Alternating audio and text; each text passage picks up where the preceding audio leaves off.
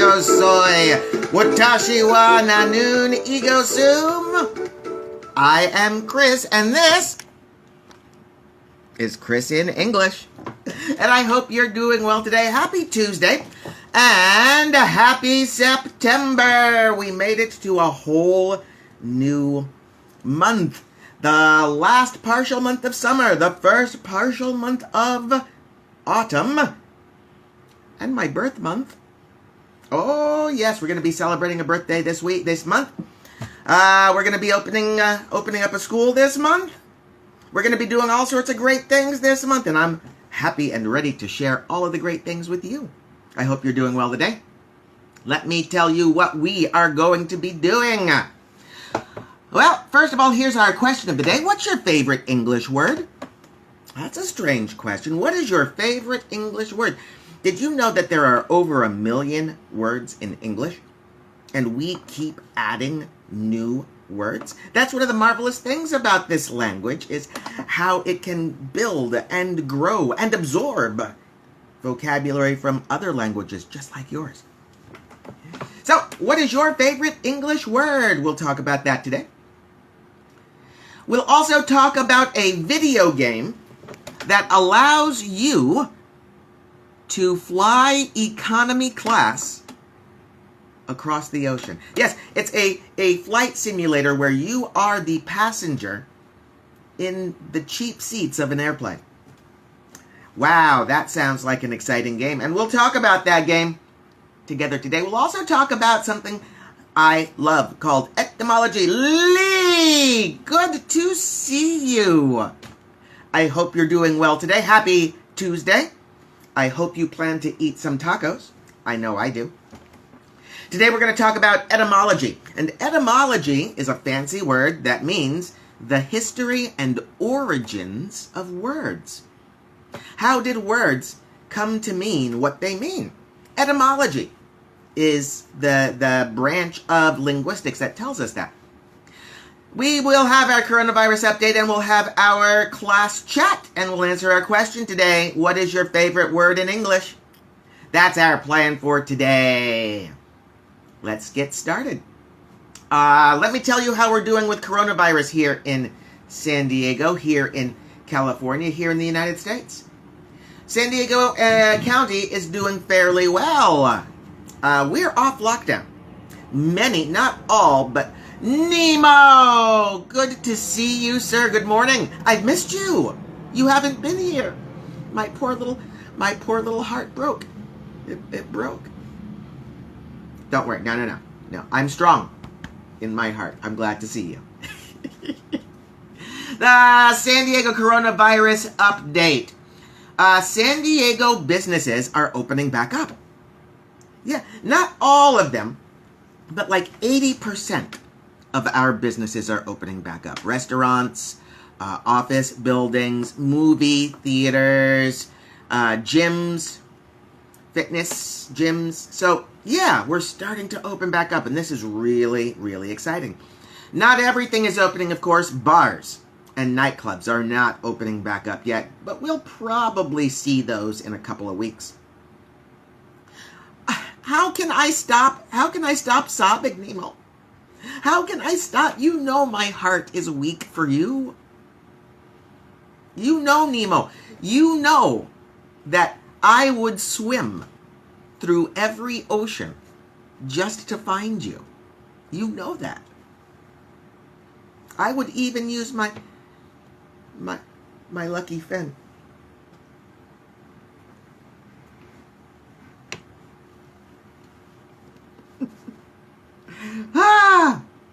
Businesses are opening back up in San Diego. I've got really good news. Nemo, you're going to like this especially. EC English here in San Diego is planning to reopen on September 14. Woo! Yeah, we're going to reopen our school. It will look different. We won't have classes of 12 people, that's for sure. Everybody will be wearing a mask. Everybody will wash their hands. Yeah, there will be some things that we'll have to get used to, but I am so excited that we're starting to reopen. And once we reopen, things can start getting back to normal. But until we reopen, we won't have that. So I'm excited. San Diego, 38,365 total cases with 682 deaths. The death rate is rising very slowly. That's less than 2 deaths from yesterday. Every death is a sadness. But for our community, now that the death rate is going up more slowly, that's a positive. California has 709,000 total cases with 12,963 deaths. The United States, this weekend, we passed 6 million total cases. 6.03 million cases of coronavirus, 183,000 total deaths. But even though every death is sad, it looks like our numbers are going the right direction. Hopefully we will get through this soon, and even more hopefully I keep hearing rumors, gossip and rumors about the vaccine hitting at the end of this year. So, that's the San Diego, the California, the United States coronavirus update. I hope that you are all healthy and well. I hope that your numbers in your countries and your cities are starting to come down. And I hope that you are excited to come and visit me in San Diego. Once we reopen, you can come visit me. We can eat tacos together. No? Please? I'll be waiting. Nemo, you've been waiting too. You've been very patient, Nemo. Thank you so much. I know why you're here. It's time for the word of the day. Yes, every day I will give you a word of the day. And if you want to see the word of the day, you can visit the website ChrisinEnglish.com, where you can see the word of the day every day.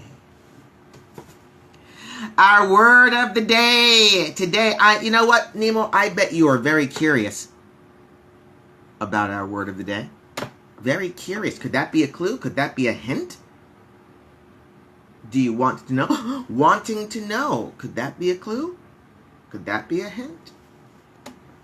Our word of the day today is an adjective describing a person or thing. Our word of the day means showing curiosity.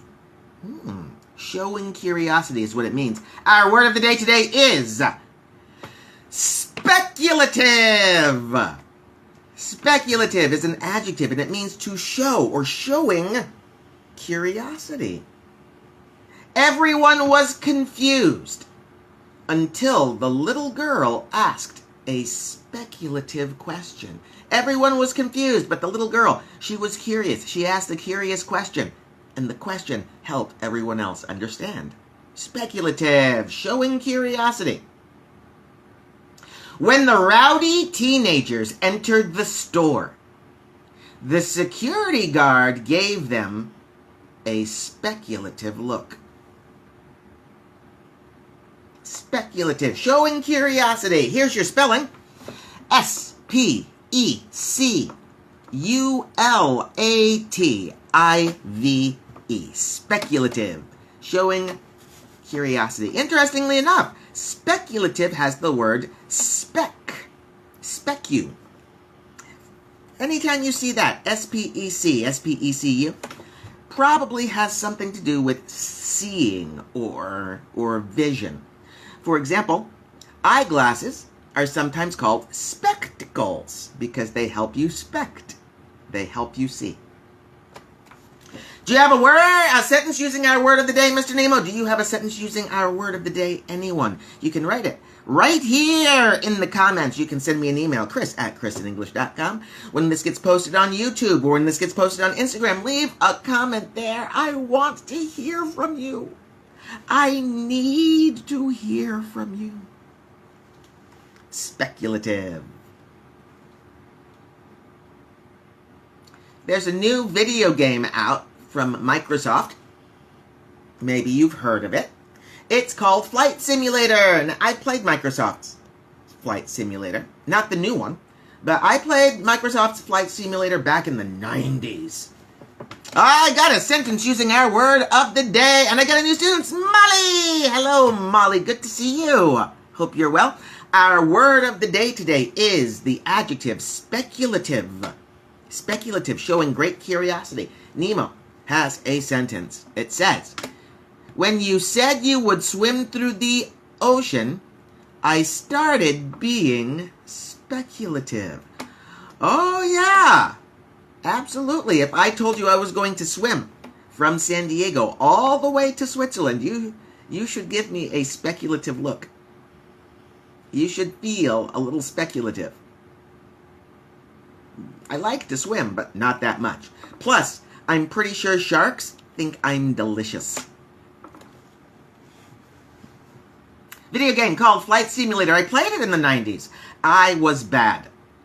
I was horrible. I crashed that pretend plane all the time. I couldn't fly straight. I didn't know where I was going. I couldn't read the compass. First of all, I don't know how to fly. I don't know how to fly. Woo! My student and friend Woo, he's out there. He's taking pilot license right now. So I wonder if he's playing the flight simulator. But back in the 90s, I played it. It was a very simple game. These days, like a week or two ago, Microsoft released their newest version of Flight Simulator, and I've seen some gameplay. Boy, it's beautiful. It's like flying in the real world. Except you're flying, not the pilot. But I found out recently there's another type of flight simulator that you can buy. A video game that you can buy that lets you fly across the oceans, across countries. It's not the kind that you would expect, though. It's called Airplane Mode.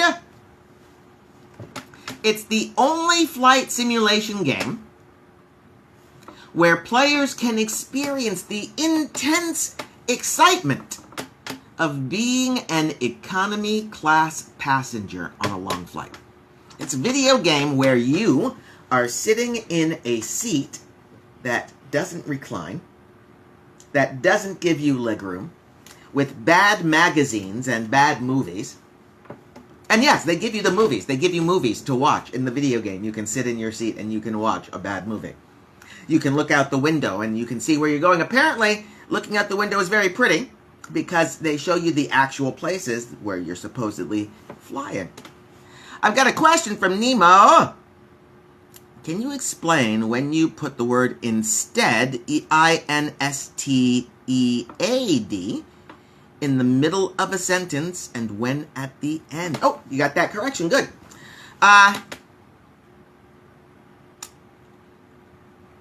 What is the difference? Instead shows choice. That's what the word is showing. It's showing that we have a choice between something, right? Do you want to eat tacos tonight, or would you like to have pizza, comma, instead?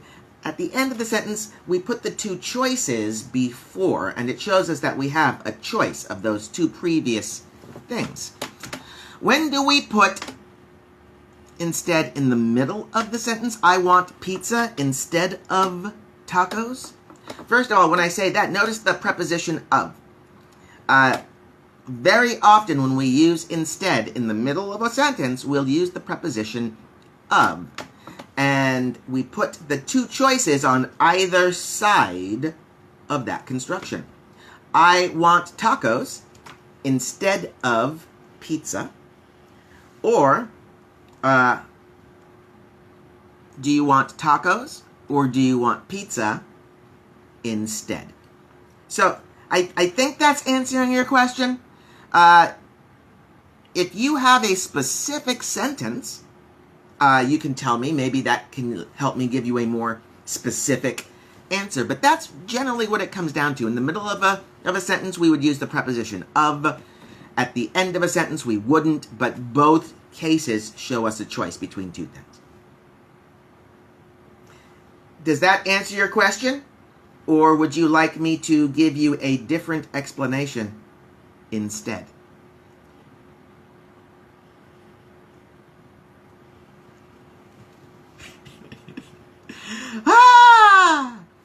Flight Simulator, where you play a passenger. They say the crying baby is not guaranteed on every flight, but that makes me think that on some of the flights you'll have to listen to a crying baby. Yeah.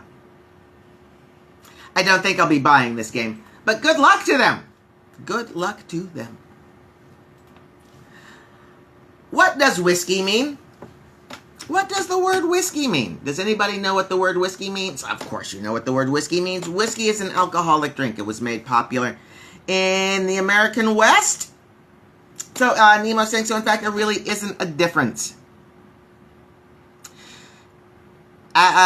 When I'm thinking about the word instead right now, I can't think of a meaning difference, whether you put it in the middle or put it at the end.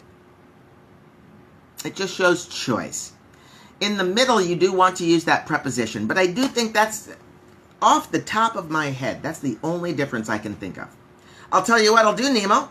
I will put in my notes that I have to look up more information on the word instead. And then hopefully later this week I'll have some more information. I'll see if there's anything I'm missing. I don't think so, though. I don't think so. What does whiskey mean? Well, actually, whiskey is not originally an American word. It comes from the Irish language called Gaelic. The language that people speak in Ireland is called Gaelic. And whiskey is a Gaelic word. It's not originally American. Do you know what it means? It means the breath of life. Interesting, huh? A lot of English words, we use them without really thinking about where did that word come from? What does that word really mean outside of how we use it? And whiskey is one of those. So I have a few words here that have some interesting etymology, interesting word history, interesting word origin. The common word sandwich. Most Americans, most native speakers actually know this sandwich. There was a guy who lived back in medieval times, the Renaissance. He had a title. He was nobility in England. He was the Earl of Sandwich. And he loved to play cards. But one of the problems when you're playing cards, right, you're using your hands. You don't want to put your cards down and pick up a fork and a knife in order to eat. So one day, I'll put those there. I'll clean them later. Don't worry. I'll clean them. I promise. Good coffee. So one day, he told his chef, hey, I'm going to be playing cards tonight. Do me a favor. For dinner, just give me some meat, put it between two pieces of bread, and then I can hold the bread and I'll eat the meat and I can still play my cards. The Earl of Sandwich created that food, and that, according to the story, is why we call it a sandwich. Ooh, I'm hungry.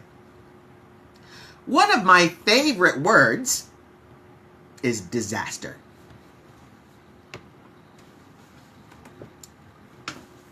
I'm not crazy.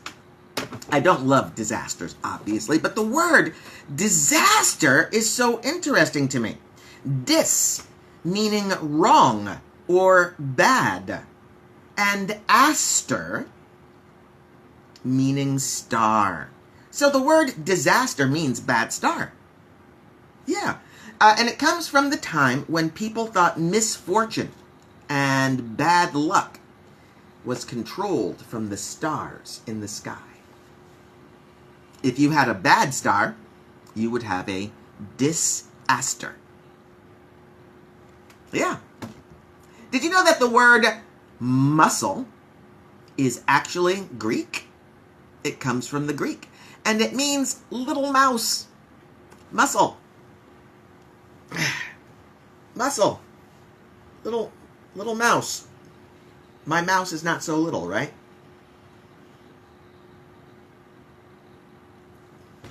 Little mouse. They thought that the movement of muscles through our body looked like the movement of a mouse running under our skin. I disagree. But that's why we have the word muscle. The word nightmare is interesting, and today I learned something new. Mr. Marty, so good to see you, sir. I hope you're well. Our word of the day today, speculative. Adjective meaning showing curiosity. Everyone was confused until the little girl asked a speculative question.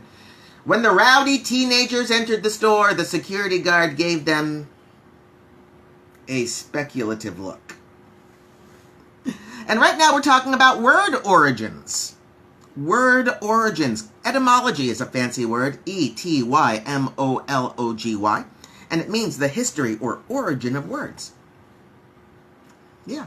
Nightmare. I always thought that the word nightmare talked about a horse.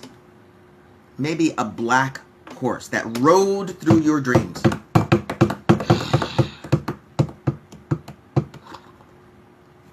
Yeah.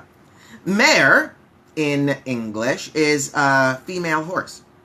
So that's what I always thought. Turns out I was wrong. Nightmare, actually, is a Norwegian word, and mare is a kind of monster, like a goblin or an orc or some little monster like that. So a nightmare is a monster that comes out at night and haunts your dreams. And that's why we have the word nightmare today, meaning a very bad dream. Jumbo. Have you ever gone to a fast food restaurant and ordered the jumbo size combo? Jumbo means very, very, very, very, very, very big. But why does jumbo mean big? Well, jumbo actually didn't always mean big. Jumbo hasn't always been a word. Back in the early 1900s, there was an elephant that was big, bigger than other elephants, bigger than most elephants. He was in the circus. He was a circus elephant. He was huge, and his name was Jumbo. Jumbo was very popular in all of the United States. There were pictures of him in the papers. People would travel to go and see this giant elephant. It was a circus, so the circus itself traveled around the country, and people could see Jumbo, the giant elephant. Eventually, Jumbo just came to mean really, really, really, really, really, really big. Jumbo. Also, the elephant Dumbo, the Disney movie Dumbo, is a variation of the word jumbo. They changed out the J for a D because they could. I got one more word here for you. The origin of the word sinister. Today, when we use the word sinister, it means evil. Evil, sinister. There's a villain in comic books named Sinestro. Yeah, from the word sinister, because he is sinister, evil, vile. But originally, the word sinister simply meant left. L-E-F-T, left, like left-handed. And that's because, in ancient Greece, where this word comes from, being left-handed meant you were evil. It was a negative trait to be left-handed. I'm right-handed, but I have friends who are left-handed. This is obviously not true. But the word sinister today, meaning evil and vile, has its origins in the idea that left-handed people were evil and vile. Etymology is the word we use when we want to talk about the history and the origin of words. What is your favorite English word? That's our question of the day. What is your favorite English word? I have lots of favorite English words, but I think the one that I often think about is obfuscate. Obfuscate is a great English word. It means to hide something. A lot of people, they don't know this word, so obfuscate is a great word to use when you need to obfuscate what you mean. All right, my friends. It looks like everybody left me. It looks like I'm here. I'm talking to myself, but that's okay. I have no problems talking to myself. But I'll tell you this. I will look forward to seeing you guys tomorrow for a wonderful Wednesday. Please leave a comment when you see this posted. Please talk to me. Send me an email. Send me a letter. Let me know you love me. Send me the love. Because I miss you guys. And I'll look forward to seeing you again. Until then, please take care. Remember, my name is Chris, and I love you all.